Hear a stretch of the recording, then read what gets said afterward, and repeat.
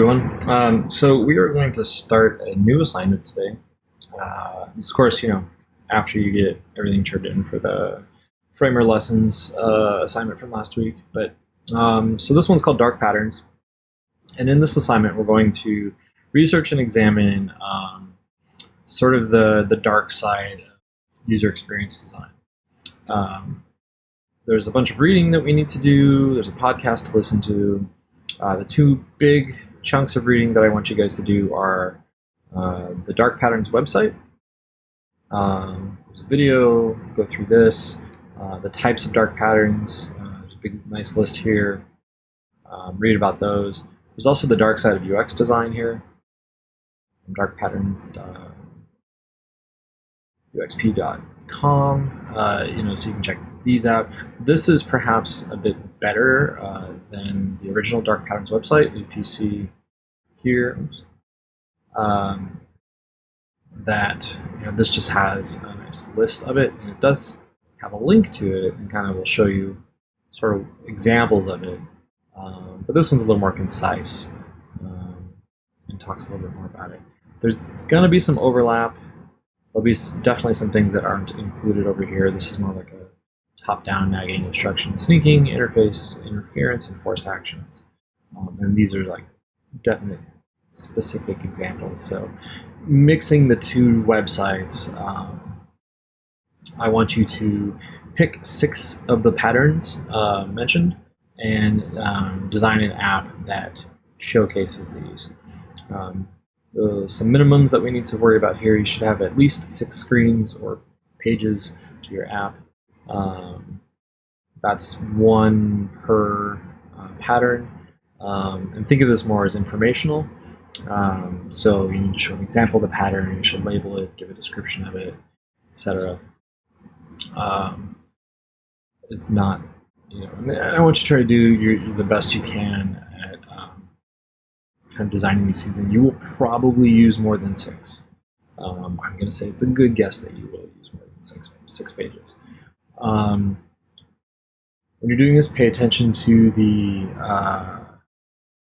iOS design guidelines or the material design guidelines. You can kind of choose which system or OS you're designing for. Remember, if you do that, to set your prototype specifications to match that kind of device. So if we're looking at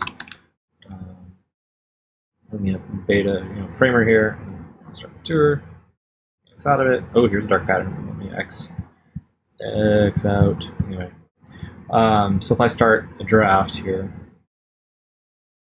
in Web Framer, when you insert a frame, you're going to get a list of default frame sizes, hopefully. Or not. Insert. Oh my god. Okay, well, I'm doing this in Firefox, so it's running the best.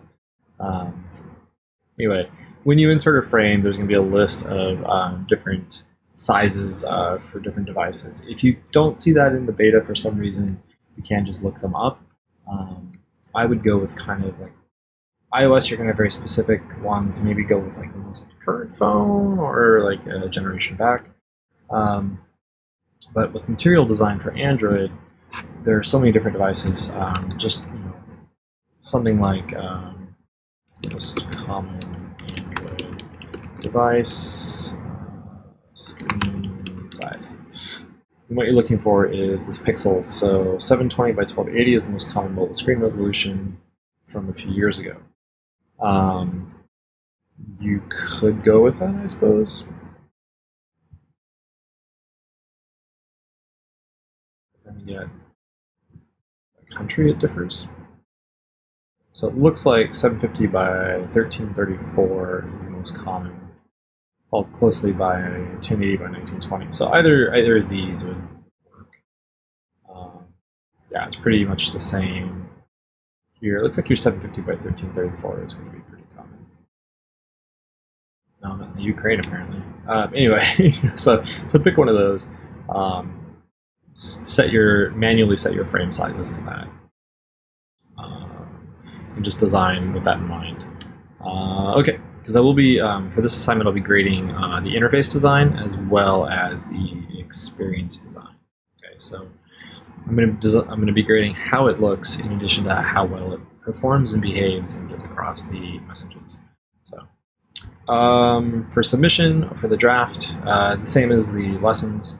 If you're using FramerX, submit your FramerX documents in a zip folder. I would prefer this all to be in one FramerX file. Don't break it up into 6 or 7 different files. Just have this be one big project. If you're using web, just add me as a collaborator. The due date for this, I have 2 weeks set aside, and I'm kind of thinking maybe we just spend the rest of the semester doing this project. I think in addition to the research paper, that's probably enough. So watch as I adapt and change this.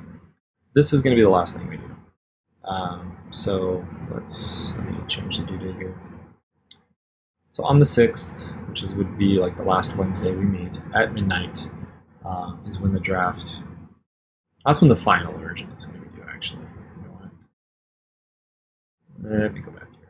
All right, so that's when the final version is going to be due. So that means the draft is due on the 29th. So that gives us 3 weeks and 2 days. So 16 days to get that done. Hopefully that's enough. And then you have a week for the final version. So, okay. Or maybe 2 weeks for the draft and 2 weeks for the final. All right, you know what? We'll do 2 weeks for the draft and 2 weeks for the final. That way I have time to get feedback to you. So keep that on the 22nd. And then I'll set the final to be the 6th. That gives me time to give you guys feedback. And if you need more time for the draft, just let me know as we get closer. Okay, that's all I have. If you have any questions, you can reach out by email. I'm always in Slack. We can do a Zoom call if you're into that. It's totally up to you. But do know that you can reach out if you need anything. So, all right, I hope everybody's staying well. Take care.